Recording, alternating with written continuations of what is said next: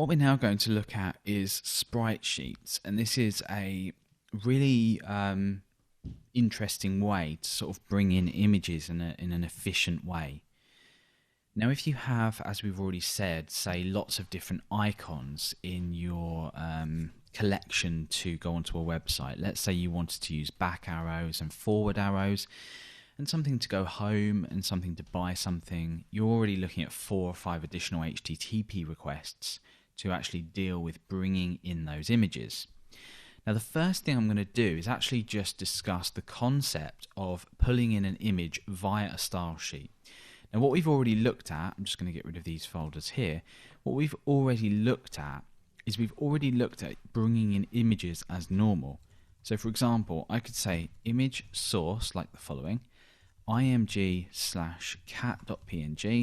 I could add an alt on there, and I can go ahead and I can refresh the page.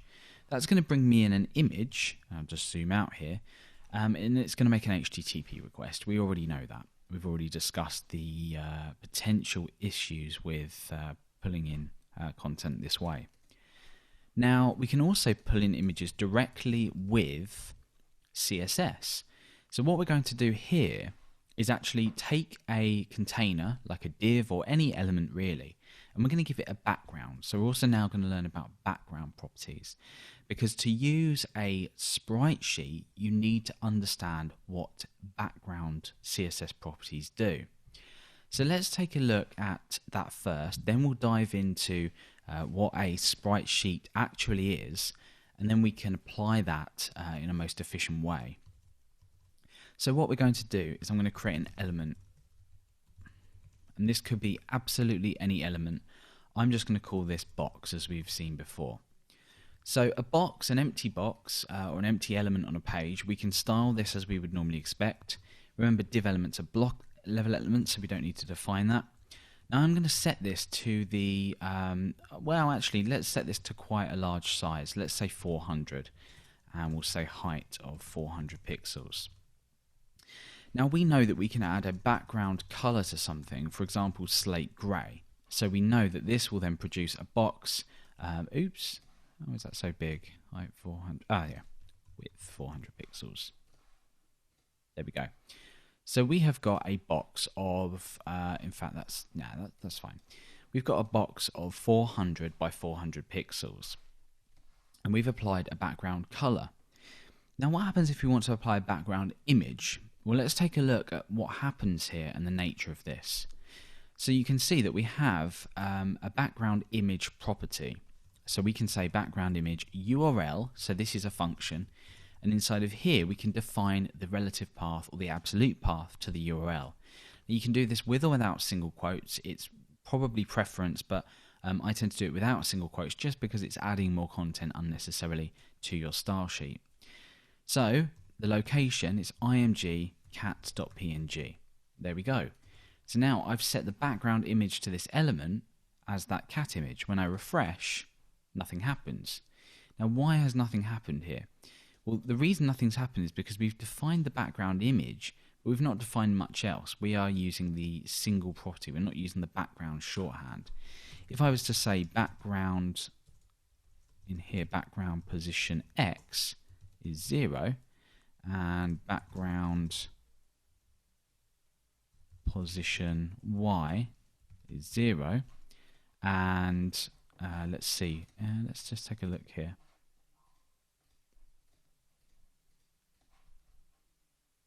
There we go. Oh, of course. Okay, so like I said, we're providing a relative URL. We're already inside the CSS sheet folder, so we need to come out of that first. So that should actually give me this. So by default, a background image will tile like this. It will just repeat itself. But what we can actually do is we can say background, if we just scroll down, background repeat, none. Sorry, background repeat, no repeats, like so. So this all looks a little bit confusing. There's an easy way to do this really, because I prefer to use the background property, and I'm used to using the background property. So I would say background, we can give it a color, so we can still give it a background color as well. So slate grey, we can still do that. And then after this, we say no repeat, and then we give the position X and the position Y. So this is enough, and it's a much more preferred solution to get what we had before, maintaining our background like this. So what I could do is I could say, well, I want the background position at X to be 0 and 0. And that will give me the opportunity to then, within my Chrome developer tools, actually modify these values. So 2 pixels, for example, and I can pull this along. And then with this one as well, I could just say maybe 50 pixels and pull this down. You get the idea. We can use the developer tools to play around with this. What if I want it centered? Well, that's easy. We just do 50%.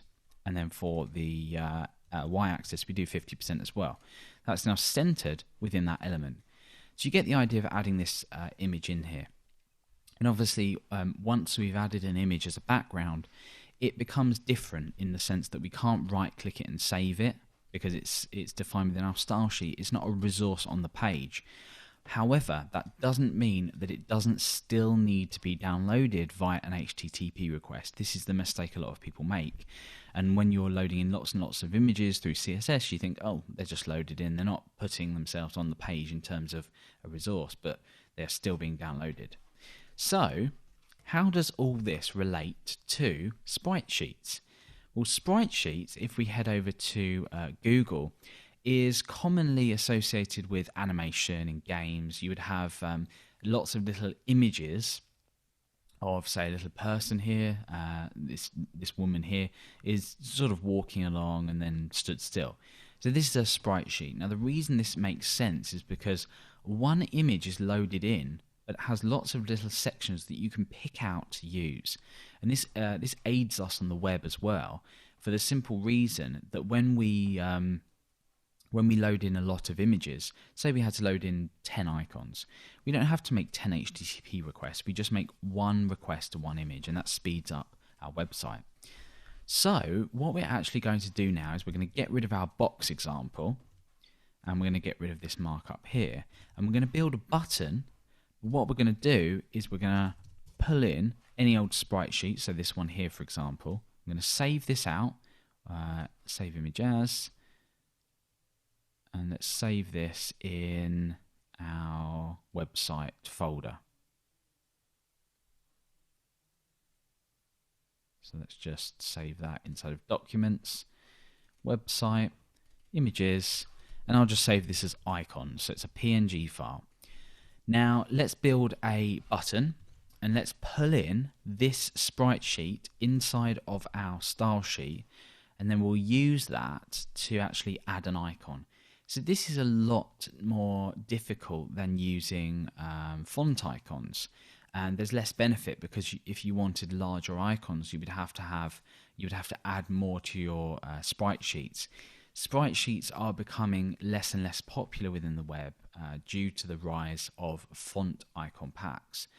So let's nevertheless learn about how to do this, because it's likely that when you're developing you will come across a situation either where you see this concept being used, or you may need to use it at some point if font icons aren't available or can't be supported.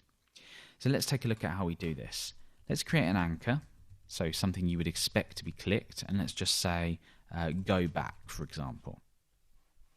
So I'm going to give this a class of icons icon back. Now why am I doing that? Well, basically any link I create, whether it's go back or go home or something like that, so let's in fact just duplicate this down and say go home and say go icon home, regardless of which link we are using. Basically, we want the same concept of pulling in that image. That doesn't mean it's going to pull in twice. It'll only load in once. CSS is clever enough to know that once you have an element duplicated, it only needs to load in that image once anyway. And what we're going to do is, with the individual classes like these that vary, icon back and icon home, we can then position that image within here as we like. So in actual fact, let's remove this class from here because that's not very useful. We're going to add a span in here like we did with the font icons. So this is going to be a span class of icons icon back, and we'll do the same in here, a span, and the class will be icons, icon, home. Okay, so we've got our links here, but we want to change these to just very basic buttons. So let's actually add a class on here and call this button. And let's add a class on here and let's call this button. So in main.css, we create this. We're just going to say display inline block as we normally would with some kind of button. We'll do a little bit of padding on it, so we'll do 5 pixels and 10 pixels. We'll set the background color to, let's say, some kind of light color, and the border will set to 1 pixel solid, and we'll do DDD, for example, or BBB. Let's check these out. Okay, so that looks okay, but I want the background color slightly lighter just so I can see the icons a little bit better. Okay, so that looks okay. So I've zoomed right in here because I want to really see what's going on. And let's first of all, by the way, just change the color to 0. And let's say text decoration to none. We've seen this loads of times before. There we go. So I want the back icon to appear here, and I want the go home or the home icon to appear here. So how do I do this? Well, we know we've just discussed the reason that we've added this extra icons class here. So I'm going to say icons. Now what we want to do is just have a look at this icons image. So I'll just open this up so we can preview that. So if we just zoom in. So we've got all of these icons here. And let's have a look here. So we've got a back one there that we can use, and we'll find, oh, there you go. There's a home one just there. So icons.png needs to be loaded in. So we need to say background URL. We're not going to set a color for this background like we saw just a moment ago, because we don't need a color. We want this to be transparent. The PNG is transparent, which is why when I just opened it up in my image preview, it had that grey background, because the image preview in Mac has a grey background, so it's just showing the icons as they are. So in here, we want to load in ..dash, because we're going back a directory, remember, image icons.png. So that's in there. We've got them here. So now what we want to do is we want to say no repeat. We don't want the icons to repeat, because we want to sort of corner them off in a very small element so the rest of the icons aren't shown. And by the way, if you still don't understand what's going on, you'll see in just a moment. So I'm going to set this to 0 and 0. So we've got these icons, or icon, whatever you want to call it, here. When I click refresh, nothing happens.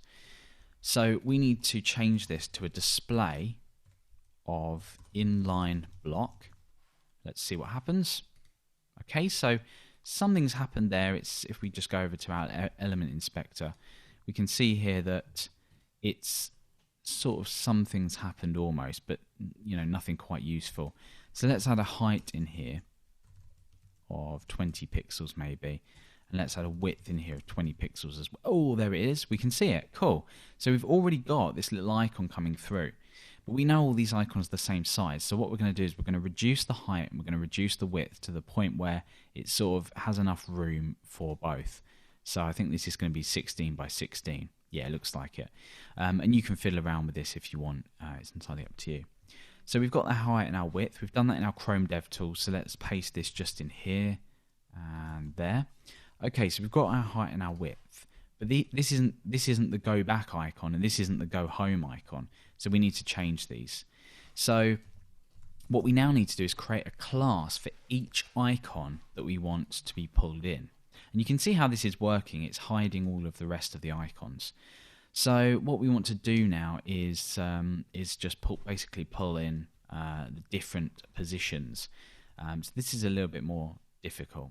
So we're going to say icons. I think we called them. Let's call this icon. It's a little bit more sensible. So icon back is going to be something. So what we need to do is we need to figure out which position to place this in. So by the way, we can add a little padding of this or a little bit of margin to this if we really wanted to. So 2 pixels. I think if we...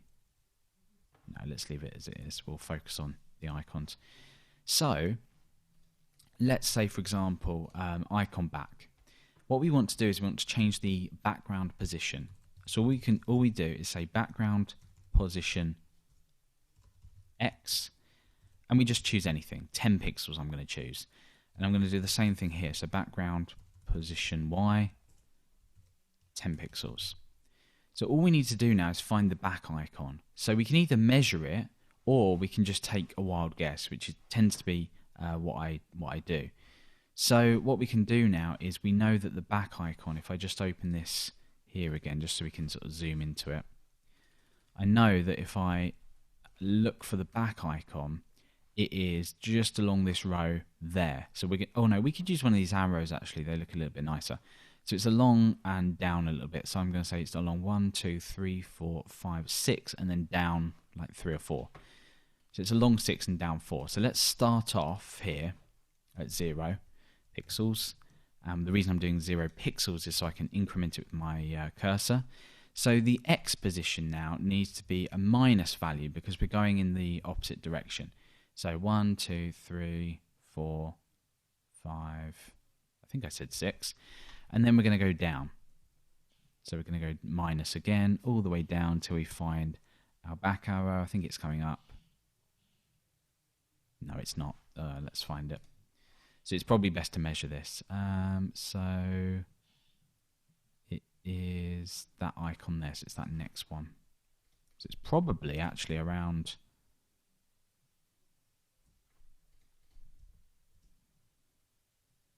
here somewhere. So where are we with this curly's type arrow? So we're at this one. So let's go up and left one. Up and then left one. So there are easier ways of doing this. You can, of course, just measure it and find the exact position that you're after. But in this case, I've just been lazy or rather inefficient and just gone ahead and done that.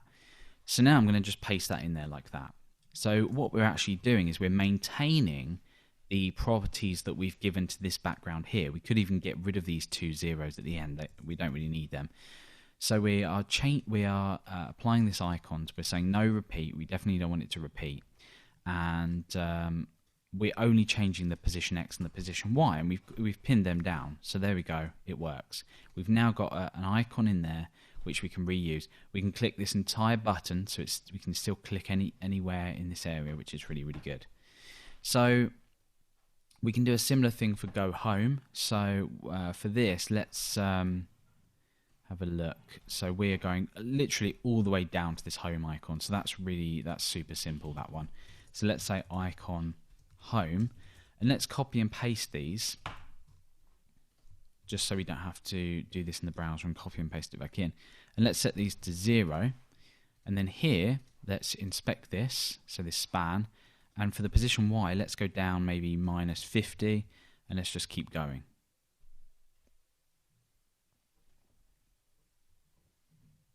And eventually we get to our home icon. Let's just make sure that's central inside of the area, that is. So now all we need to do is what's that? 112 minus 112 pixels minus 112 pixels, and we are done. So as a little task, go ahead and add a few more icons to this if you followed along with it. Just Google images for any icon set. We're only playing around, we're not using it for production purposes, so it doesn't matter. So go ahead and play around and see if you can take a sprite sheet and implement it onto a button in this way.